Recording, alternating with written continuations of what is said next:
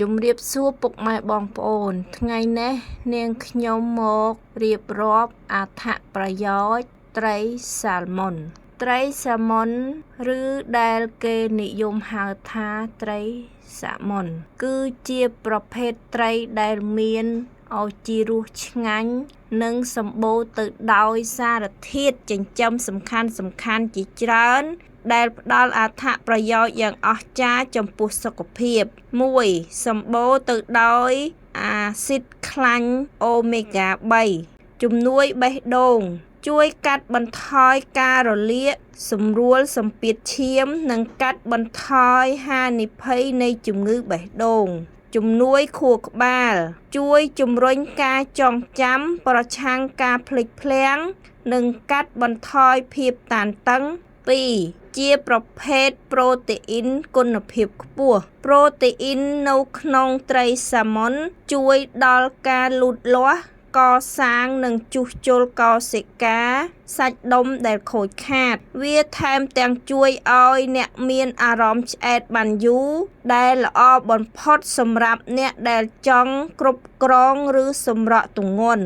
3. ផ្ទុកវីតាមីន B ខ្ពស់ត្រីសាល់ម៉ុនសម្បូរទៅដោយវីតាមីន B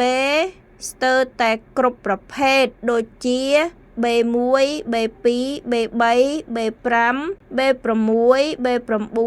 និង B12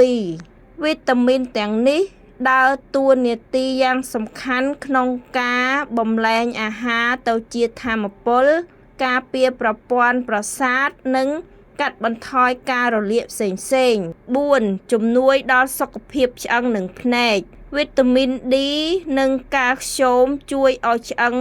និងធ្មេញរឹងមាំការពារជំងឺពុកឆ្អឹងអូមេហ្គា 3 ក៏ជួយការពារភ្នែកពីការស្ងួតនិងការពារការចុះខ្សោយនៃគំហើញទៅតាមអាយុផងដែរ 5. មានសារធាតុប្រឆាំងអុកស៊ីតកម្មសារធាតុនេះធ្វើឲ្យសាច់ត្រីសាល់ម៉ុនមានពណ៌ផ្កាឈូកឬក្រហម